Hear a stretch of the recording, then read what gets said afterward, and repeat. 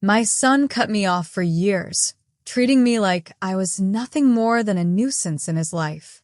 He ignored my calls, avoided me at family gatherings, and made it clear that I was no longer part of his world. He had his family, his career, and his life, and it felt like I was just an old woman he didn't need. For a long time, I wondered what I had done wrong, why my own flesh and blood turned his back on me. I had given everything for him, raised him alone, worked long hours as a nurse, sacrificed my own dreams to make sure he had the best. But no matter how much I did, it was never enough. It was hard, very hard, to accept that my own son didn't want me in his life anymore. But one day, everything changed. I had never been much of a gambler, but on a whim, I decided to buy a lottery ticket. I didn't think much of it at the time, just a couple of bucks spent on something that would probably never happen.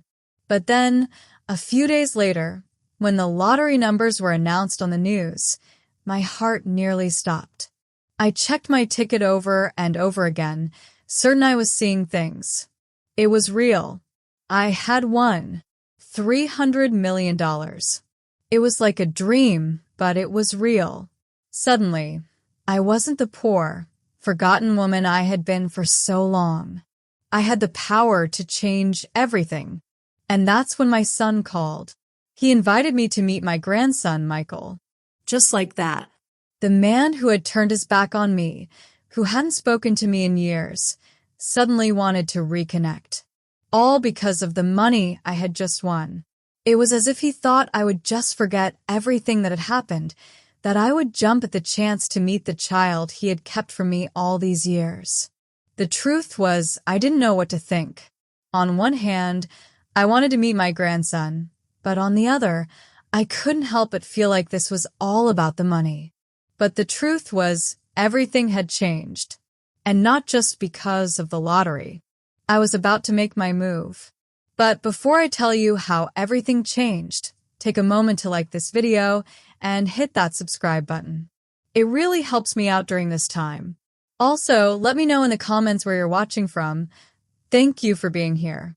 My name is Sarah Jennings, and I'm 62 years old. But to my son, David, and his wife, Claire, that just means I'm an old lady who's gotten in the way of their perfect life. I never thought it would be like this, not after everything I did for him. I thought I'd always be a part of his life, that I'd always matter to him. But that's not how it turned out. It's funny how time changes things. When David was younger, I was his world. I was the one who would tuck him in at night, the one who stayed up with him when he was sick, the one who encouraged him to chase his dreams, no matter how big or small. I worked double shifts as a nurse to make sure he had everything he needed. I didn't mind the long hours. In fact, I was proud to do it. He was my child, my responsibility, and I wanted to make sure he had the best possible future. I sacrificed my own wants and needs because I wanted him to have everything. But somehow over the years, I've become the old lady, the one who isn't useful anymore, the one who just takes up space. I've always been the kind of woman who believed in family, in staying together, in making sure we had each other's backs no matter what. But somewhere along the way, that belief in family got lost. It wasn't always easy. I worked hard. I spent sleepless nights worrying about his future, about whether I was doing enough to give him the life I knew he deserved. And I'll admit it, there were times when I made mistakes. I wasn't perfect, but I did everything I could for David. Every single thing. When he decided he wanted to go to college, I was there helping him with applications, talking him through his choices, doing everything I could to support him. And when he struggled, when things got tough, I was right there, offering my help, offering my love, offering my shoulder to lean on. There was nothing I wouldn't do for him. But somehow, over time, I became the controlling mom. I didn't want him to make the same mistakes I had made when I was younger. I didn't want him to feel the pain of not having a solid foundation. So, I guess I tried a little too hard sometimes. I wanted what was best for him, but I was always trying to guide him, always trying to keep him from making bad decisions. And somewhere along the way, that turned into me being controlling. It's funny how the things we do out of love can sometimes be seen as something else. David started to pull away, and I didn't understand why. I thought I was just being a good mom, making sure he was on the right path. But the more I tried to help, the more he seemed to resent me.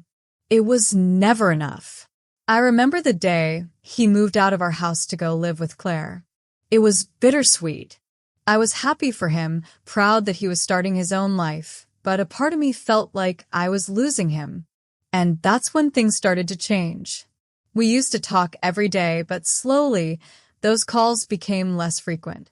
The visits became shorter, and eventually, I didn't hear from him at all unless I reached out. I tried to ignore it at first, thinking it was just a phase, but deep down I knew something was wrong. Then, there was the day he asked me for money. He wanted to buy a house with Claire, and he needed help with the down payment. I had no problem helping him out. I'd always supported him, and I had saved a little money over the years. But when I told him I could help, the conversation changed. He became defensive, accusing me of being controlling again. It was the same argument we'd had over and over. And in that moment, I realized he wasn't the same person I had raised. He had changed, and so had our relationship. But I didn't want to accept it. I didn't want to believe that the son I had spent my life raising had turned his back on me. I tried reaching out, calling him, sending messages, trying to bridge the gap that had formed between us.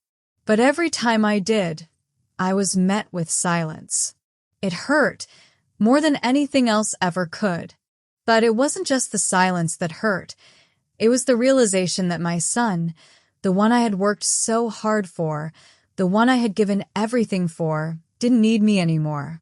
And that's when it all started to hit me. I wasn't just losing my son. I was losing my place in this world. It felt like my entire identity was being stripped away. I had spent so many years being David's mother, being the one he could rely on, being the person who held everything together. But now, I was just a ghost in his life, someone who was no longer needed. It was like I had become invisible to him. I wasn't the woman he needed anymore. I wasn't the strong, supportive mother I had always been. I was just an old lady who had nothing left to offer. I even started to doubt myself, to wonder if I had done something wrong, if I had been too controlling, or if I had failed as a mother. The doubts crept in, and for the first time in my life, I felt like I wasn't enough. And then there was the day he called. It had been months since we had spoken, and I wasn't sure what to expect. But when I heard his voice on the other end of the phone, it was like the world had stopped. He was inviting me to meet my grandson, Michael. My heart skipped a beat. I didn't know what to think. Part of me was thrilled to meet my grandson, to finally have a connection with the child I had only heard about in passing. But another part of me wondered why now. Why, after all these years, after all the hurt, was David suddenly reaching out? And when I realized he was asking me to meet Michael, I couldn't help but feel like there was an agenda behind it. I had to wonder, was this about family, or was this about something else? It didn't make sense. But deep down, I knew that I couldn't just turn my back on the chance to finally meet the grandson I'd heard so much about. But I also knew I had to be careful. I wasn't going to be used. Not anymore. I had given enough, sacrificed enough. This time, I would be in control. And whatever happened next, I was going to make sure it was on my terms. So I decided to go. But I wasn't going to go into this blind. I wasn't going to let them use me again. This time, I was going to take control of my own life. And little did David know, everything was about to change. Everything changed one day when I won the lottery. It was the most unexpected thing to happen in my life. And if I'm being honest, I had never really thought much about it before. I wasn't one to gamble or take chances like that, but something about the day just felt different. Maybe it was the loneliness. Maybe it was the frustration of feeling like I didn't matter anymore, but for some reason, I bought a lottery ticket. Just $2. It was a small thing, something that barely even registered in my mind, but I decided to give it a try. After all, what did I have to lose? I forgot about the ticket after I bought it. The days went on as they always did, quiet, uneventful. I kept myself busy with small things around the house, trying to fill the empty space where David and his family used to be. I thought about my son sometimes, but more and more, I realized how much I had been forgotten. It hurt, but I tried not to let it show. When I heard about the winning lottery numbers on the news a few days later, I almost didn't think much of it. But something made me reach into my purse to check that crumpled little ticket. I didn't know why, but I did. When I saw the numbers on the screen, I had to blink a few times. My heart raced. It couldn't be true. I double-checked the ticket. Then I checked again. And again. Slowly, I let the truth sink in. I had won $300 million. The lump in my throat felt like it would choke me. This wasn't just a few $1,000s. It was a fortune. Enough to change everything. My hands shook as I held the ticket. I stood there in the middle of my quiet kitchen, just staring at it. For a moment, everything around me seemed to fade away. I wasn't the forgotten widow anymore. I wasn't the one being pushed aside, dismissed, and ignored. In that moment, everything shifted. For the first time in what felt like forever, I wasn't the one begging for attention or affection from my family. I wasn't waiting for a call from David or hoping for an invitation from Claire. I wasn't sitting by the phone, wondering if they'd ever remember me. No. Now, I was in control. For the first time in my life, I held something that no one could take away from me. I wasn't the old lady that everyone pitied anymore. I wasn't just the mother or the grandmother who had faded into the background. I was someone with power. I was someone who could make her own decisions and live her life on her terms. It felt surreal. I was still in shock. The emotions swirled inside me. Excitement, disbelief, and even a little fear.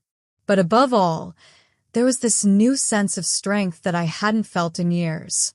It was like a weight had been lifted off my shoulders, and I could finally stand tall again. I hadn't realized how much I had been carrying all this time. The burden of feeling invisible, the pain of watching my son's life go on without me, the loneliness of being cast aside by the very people I had given so much for. But now? Now, everything was different. It wasn't just about the money. It was about what the money represented. It was the key to reclaiming my life, to stepping into a future where I wasn't forgotten or discarded. I didn't need to rely on David or anyone else anymore. For the first time, I was in charge of my own destiny. And that feeling, that overwhelming sense of power, was more than just about the money. It was about regaining my independence. I was no longer at the mercy of my son's indifference or my daughter-in-law's coldness. I had the ability to make my own decisions, to live my life the way I wanted to. I knew that things were about to change, but I wasn't sure exactly how yet. I didn't want to rush into anything. I knew I had to be careful, take things one step at a time. But for the first time in a long time, I felt like I had options. I wasn't trapped anymore. I wasn't bound by the expectations of a family that had pushed me aside. I could do whatever I wanted, whenever I wanted. And that thought filled me with a sense of freedom I hadn't felt in years. The world suddenly felt open to me, and I could finally see a future where I didn't have to fight for my place in it. I didn't have to wait for their approval anymore. The next steps would be mine to take. It was a strange feeling, almost overwhelming. But as I stood there, holding that little piece of paper that had the power to change everything, I couldn't help but feel a sense of peace, too. This was my moment, my chance to rebuild, to redefine who I was and what I could do with my life. No more feeling invisible. No more living in the shadow of a family that didn't need me. I was finally free, and nothing would ever be the same again. The next morning, I knew I had to act. I had to protect this new life I had just started to build for myself. I didn't know what David would think when he found out. I didn't know how Claire would react. But I didn't care. What mattered now was that I was in control. I didn't need their approval, and I didn't need their validation. The money had given me more than just a financial windfall. It had given me my life back. And as I thought about the future, I couldn't help but feel a sense of excitement bubbling up inside me. I wasn't going to let this opportunity slip through my fingers. It was time for me to take charge of my life and create the future I deserved. A few weeks after I won the lottery, I received a call from David. At first, I didn't recognize the number, but when I heard his voice on the other end of the line, I felt a lump form in my throat. It had been so long since I'd heard from him, and I couldn't help but wonder why he was calling now. "Mom, I've been thinking," he said, his voice sounding almost casual. "I think it's time you met Michael. He's asking about you." We'd love for you to meet him." I was taken aback. My son, who had practically cut me out of his life for years, was now asking me to meet his son, my grandson. The words felt almost surreal. At first, I didn't know how to respond. I wasn't sure if this was a genuine attempt to reconnect or if there was something more behind it. "You can meet him now that you're not so busy," he added, almost as if it was an afterthought. The phrase stung. It was as if he was acknowledging that I had never mattered enough to be a part of his life. For a long time, I had convinced myself that the reason he pushed me away was because I had been too much, too controlling, too worried, too present. But now this felt different. His tone didn't sound like the son I had raised. There was no warmth, no real emotion. It was like he was simply doing the right thing now that I wasn't as much of a burden to him. The skepticism I felt was overwhelming. Why now? After all this time, after all the hurt, was David really reaching out because he wanted to reconnect, or was this just another way for him to get something from me? Despite the confusion and doubt that swirled inside me, a part of me wanted to meet Michael. I wanted to see the child I had heard about for so long but never had the chance to know. I wanted to see if there was a part of my son in him, a part of me, something real and pure. I agreed to meet them. David didn't mention much else over the phone, and the following week, I found myself sitting at a table in an upscale restaurant in the city. It was a place I would have never chosen, but it was clearly where David and Claire wanted to meet. The setting itself was cold and impersonal, with polished silverware and crystal glasses. The walls were adorned with expensive art that didn't feel like it belonged in a place where real people gathered. It felt more like a show, a performance. When I arrived, David was already there. He looked the same as he always had, but something in his eyes was different. There was a coldness to him, a distant look that made me feel as if I were just another part of his past that didn't really matter to him anymore. It was as if I were a stranger to him, someone he barely acknowledged. Claire was with him, of course. She was always there, and I couldn't help but notice how tight her smile was, how it didn't reach her eyes. There was something about her that made me uneasy. She had never liked me much, and I had always felt the tension between us. But tonight, it seemed even more pronounced. She looked at me like I was some inconvenience, like I didn't belong in this carefully crafted version of their lives. And then there was Michael, my grandson. He was sitting at the table, looking at me with wide, curious eyes, and I could see the hesitation in his expression. He didn't know who I was. To him, I was just some stranger sitting across from him, a face he had heard about but never met. I could tell he was uncomfortable, not knowing how to act. I tried to hide the pain I felt seeing him for the first time, knowing that I had missed so much of his life. The years of not being part of his world suddenly felt like an unbearable weight on my chest. As we sat there, David started talking about Michael, how he was doing in school, what sports he was into. He sounded so proud, so eager to present his perfect little family. It was as if I wasn't even there. I tried to engage with Michael, asking him questions about his interests, but the conversation felt forced, unnatural. And every time I glanced at David, I caught him looking at me dismissively, like I didn't belong in their world. It was like I was invisible to him, just as I had felt for the past few years.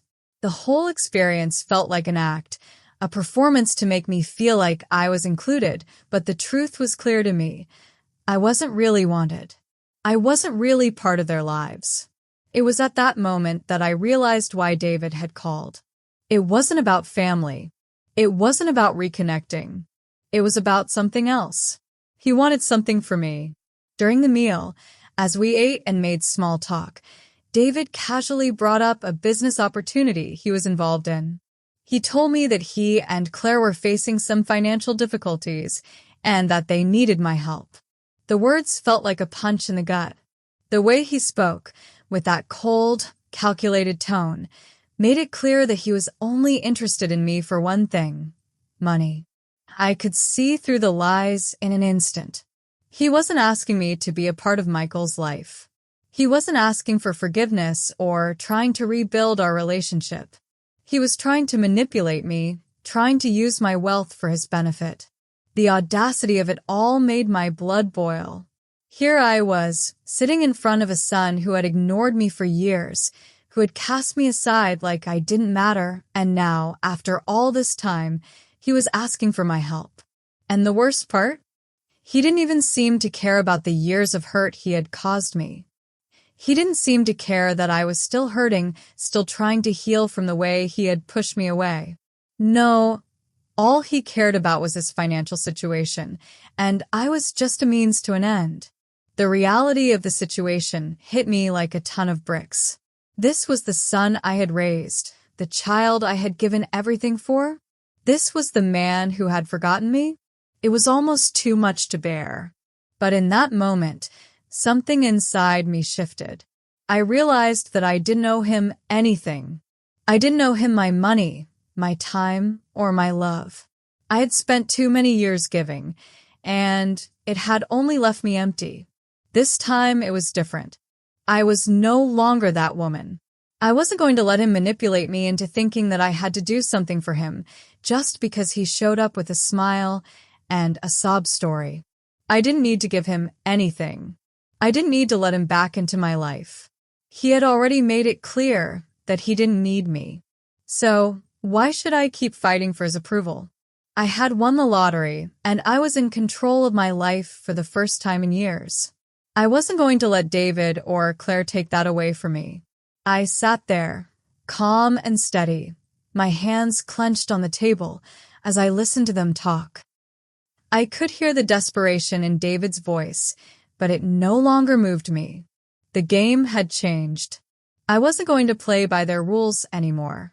And as the conversation continued, I made a decision. I wasn't going to give in to their manipulations. This time, I was the one who would be in control. This time, I would decide what happened next. And David had no idea just how much his life was about to change. I didn't make a scene. I simply smiled and told them I needed to think about it. But as soon as I left that restaurant, I made my next move. The tension that had been building inside me all evening had finally been released, but not in the way they expected. I wasn't going to beg for their attention anymore. I wasn't going to play their game or let them pull me back into a situation where I was the one with nothing to offer. I wasn't angry, though. I didn't feel any need to yell or confront David and Claire. The difference now was that I didn't have to. I wasn't powerless anymore.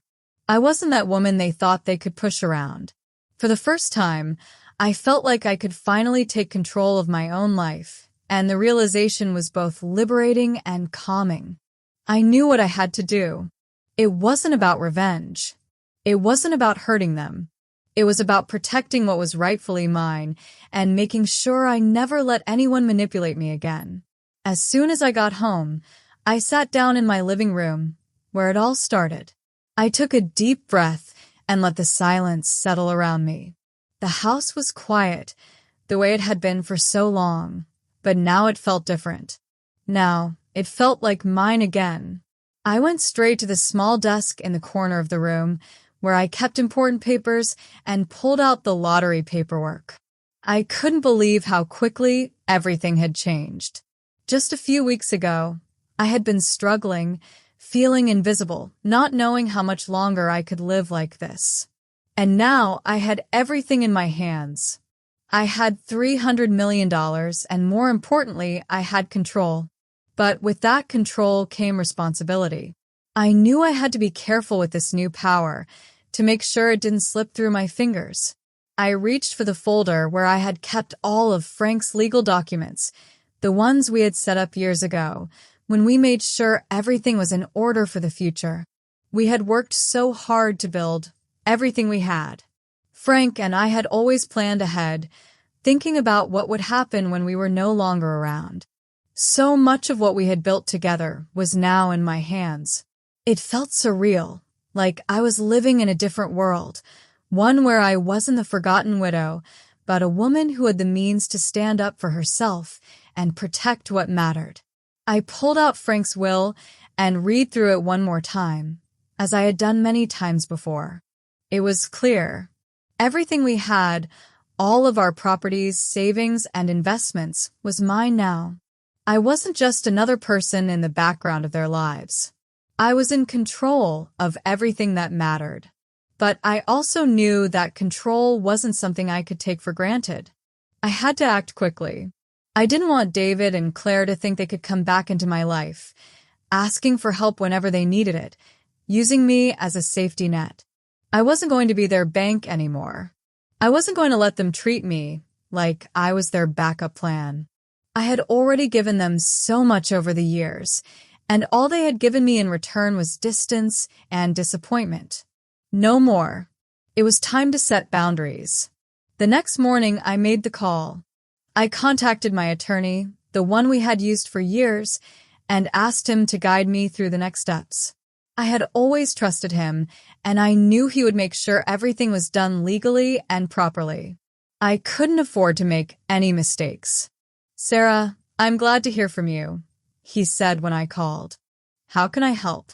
I explained what had happened, how I'd won the lottery, and how I needed to protect the assets that Frank and I had worked so hard for. I knew it wasn't just about the money. It was about taking control of my life, making sure that David and Claire couldn't come back and demand what they thought was theirs. "I need you to freeze David and Claire's accounts," I told him. "I'm not going to let them take anything from me, not after all these years. I want to make sure they don't have access to anything that belongs to me, to Frank and me. I want everything under my control."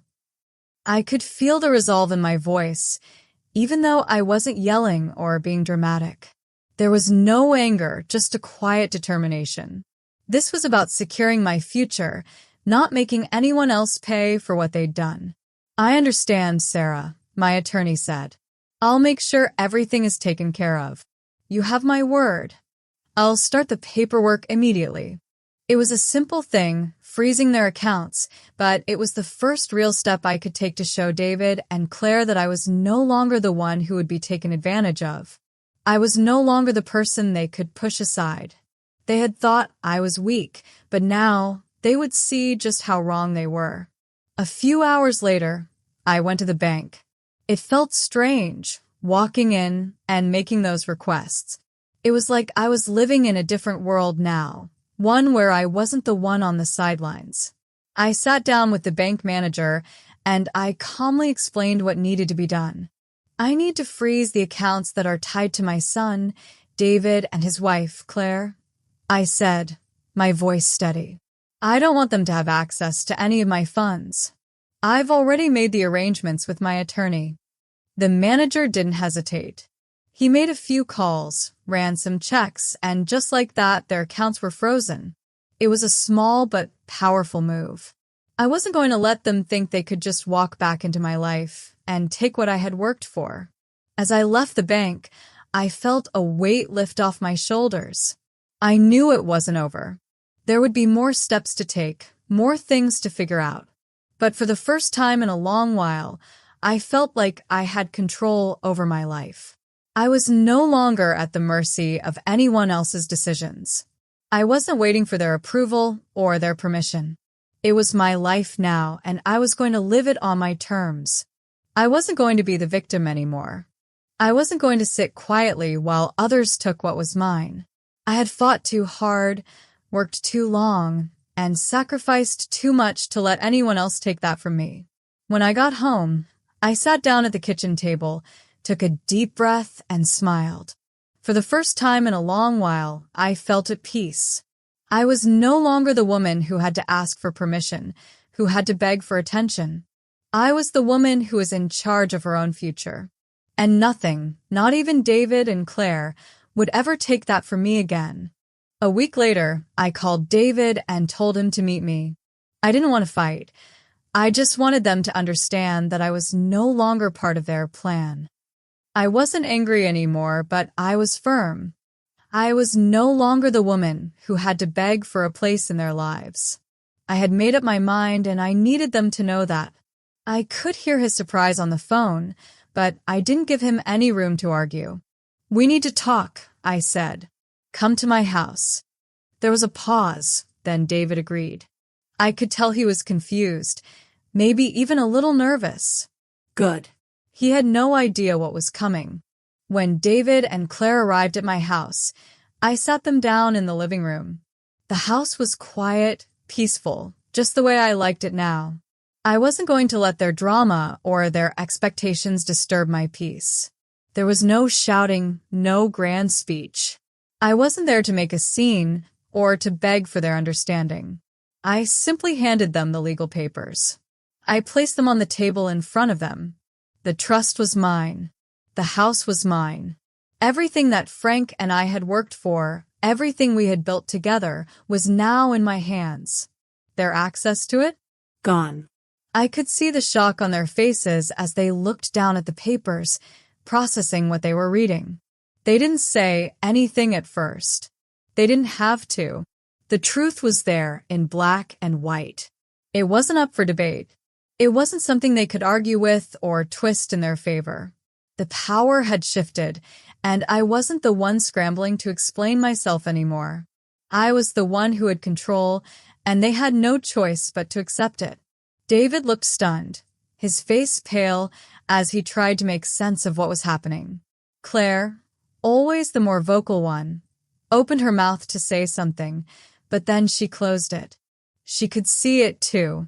It was too late for them. The papers had been signed. The decisions had been made. There was no coming back from it. They could try to argue, to blame me, but the truth was already there. And the truth was, I had been the one who had built this life. I had sacrificed for it. I had worked for it. I had earned it. And now I wasn't going to let them take it from me, not for any reason. They both looked at each other, and then at me, but there was no anger in my heart. There was no bitterness. I wasn't trying to make them feel small. I wasn't trying to get revenge. I was simply standing up for what was mine. And that quiet confidence was all I needed. David tried to speak, but the words didn't come. He realized that this wasn't something he could fix with a few words or a charm. There was no "I'm sorry" that could undo the years of hurt. There was no quick solution to fix what had been broken. Claire looked as if she were about to argue, to say something to change the situation, but I could see her hesitation. The fight had gone out of her. There was nothing more she could do, no more manipulation or guilt trips left in her arsenal. The truth was right there. And in that moment, I felt a sense of peace wash over me. The years of feeling dismissed, forgotten, and unheard were behind me. I had taken control of my own future, and I wasn't going to let anyone, not even my own son and his wife, take that away from me. This wasn't a victory that needed celebration. There was no joy in watching them realize the truth. But there was a quiet, unshakable confidence in knowing that I was finally standing up for myself, that I had taken control of my life and that no one could take that from me again. The weight of all the years of sacrifice, pain, and disappointment had been lifted, and in its place was something I hadn't felt in a long time: freedom. For the first time in years, I didn't feel like I was fighting to be heard. I was finally seen, but this time, I wasn't going to give them the satisfaction of needing their approval. It felt strange, yet so peaceful, to know that I no longer depended on their acceptance to feel worthy. For so long, I had been chasing their approval, trying to fit into their world, trying to make them understand how much I had sacrificed, how much I had given. But now, I realized I didn't need to fight for that anymore. I wasn't angry. I didn't want revenge. What I wanted was peace. And now, for the first time in my life, I had it. The weight that had been holding me down for years, the hurt, the frustration, and the feeling of being invisible, was gone. I wasn't bitter, and I didn't feel the need to make anyone feel small. I just wanted to move forward on my own terms, with no more ties to a past that had never really seen me for who I was. I had spent so many years being dismissed, and I had always thought that I needed my family to accept me, to validate me. But the truth was, I didn't need that anymore. I had the peace I had been searching for. The calm in my heart wasn't because I had taken anything from anyone, but because I had finally taken control of my life. I had stopped waiting for others to decide my worth. I didn't need them to tell me who I was or what I deserved. I had given enough, and now it was time for me to focus on myself. If this story resonates with you, make sure to like, subscribe, and comment. I'd love to hear your thoughts, especially if you've been through something similar. It's a strange feeling, finding peace in letting go of the need for approval. But I think a lot of us spend so much time chasing after what others think that we forget we have the power to choose how we want to live our lives. And that's what I did. I chose to let go of the past and embrace my future. I'm no longer just the widow.